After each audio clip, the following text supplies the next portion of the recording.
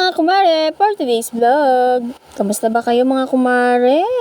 Medyo na busy nga ako mga kumare dahil alam nyo naman na balik eskwela na nga ang ating mga chikiting. Kaya nga hindi nga rin ako masyado nakakapag-upload mga kumare. At itong video nga na ito ay ngayon ko nga lang din na-edit. Ngayon nga lang din kasi talaga ako nagkaroon ng time. Kaya nga isusulitin ko na nga lahat na itong aking gagawin.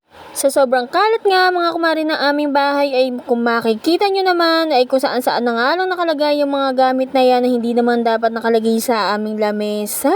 Minsan din talaga kasi ay hindi natin maiiwasan nga na kung saan saan na lang ipatong yan, lalo na kung nagmamadali tayo at marami pa tayong gagawin. At ito nga ang aking mga hugasin ay hindi ko na nga napapansin ay napakadami na pala, gabundok na. Pero okay lang yan dahil mabilis naman tayo kumilos mga kumare. At syempre, hindi porket mabilis tayo kumilos ay dapat mabilis lang yan. Dapat ay mabilis na malinis. At habang naghuhugas nga ako ng plato mga kumare yung utak ko talaga namang nag-iisip na agad kung ano na yung aking isusunod na gagawin. O diba mga kumare, sinabi ko naman sa inyo, mabilis nga tayo, hindi lang mabilis din mag-isip. At ayun nga, naisip ko na nga kung ano nga yung aking sunod na gagawin. Isusunod ko na nga dyan yung aking paglilinis sa baba. Dahil nga, napapansin ko nga na medyo makakapal na rin ang mga alikabok na naman doon. Dahil nga, ilang buwan na nga rin hindi nabubuksan yun. Kaya panigurado ako ay marami-rami na naman akong wawalisin at lilinisin doon. Siyempre, bago nga tayo bumaba doon ay uunahin muna natin dito sa taas ang paglilinis bago nga sa ibaba. Ganun naman talaga, 'di ba? Ako kasi mga kumare, kung hindi nyo nga natatanong pagka ako nga kumikilos gusto ko nga tuloy-tuloy. Kahit nga ako ay napapagod talaga namang itutuloy ko pa rin yan. Magpapahinga lang siguro ako ng mga 30 minutes tapos okay na.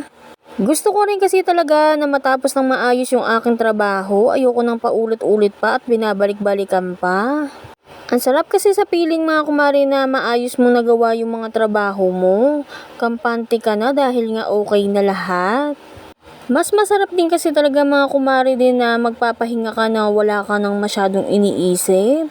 Ang iisipin mo na nga lang yung para naman bukas. At nandito na nga tayo mga kumare sa ibaba. Ito nga yung sinasabi ko sa inyo. Inumpisahan ko na nga muna dito magwalis-walis sa mga ilalim ng upuan. Dahil kung makikita nyo lang sa personal talaga namang napakakapal na ng alikabok.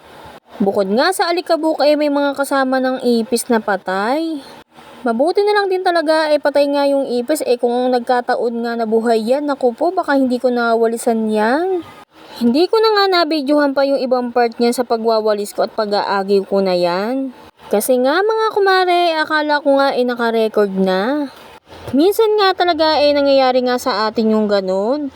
Yung akala nga natin okay na. Yun pala naman hindi pa nga naka-record. At kung minsan naman magpipicture nga tayo.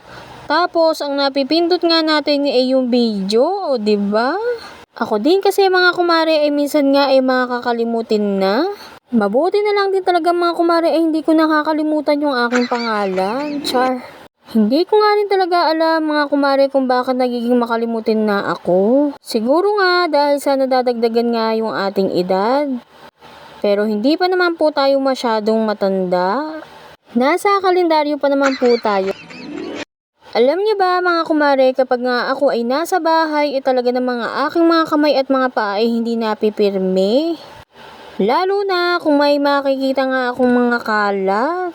Hindi naman totaling kalat pero talaga yung mga kamay ko ay talaga namang hindi pa pwedeng hindi liligpitin yan. Nakasanayan ko na nga kasi ito simula bata pa ako. Dahil ang mga bata pa nga kami, naalala ko yung papa ko ay hindi nga pa pwedeng makalat ang aming bahay. Lalo na kapag papauwi na nga yun ay talaga namang magagalit yung pagka makalat ang bahay. Kaya nga, ang ginagawa naming magkakapatid noon kanya-kanya nga kami para mas mabilis matapos ang aming gawain. Dahil nga kung maaabutan ni Papa na gano'n ay talaga namang tag-iisa kami ng palo. Iba kasi din talaga yung pagpapalaki ng mga magulang natin noon kumpara ngayon. Ngayon kasi hindi ka na nga pwedeng mamalo. Dahil nga marami ngang naidagdag sa batas, lalo na para sa mga bata. Na kahit nga sarili mong mga anak yan, hindi nga pa pwedeng gagawin mo na lang kung ano yung gusto mong gawin. Pero alam niyo ba mga kumare na yung pagpapalaki sa atin ng mga magulang natin noon at pagdidisiplina sa atin yung pa rin ang mas maganda kung akong papipiliin. Sa naman sa ngayon. Aminin niyo man sa hindi, alam ko nagpapasalamat nga kayo sa mga magulang ninyo at pinalaki nga kayong maayos at dinisiplina kayo ng maayos noon. At syempre, ganun din naman ako, nagpapasalamat din ako sa aking papa at mama. Mabuti na lang din talaga mga kumare nakinig nga ako sa aking mga magulang. Dahil kung hindi nga ako nakinig malamang wala nga akong alam ngayon. Siguro ang alam ko nga lang kumain matulog.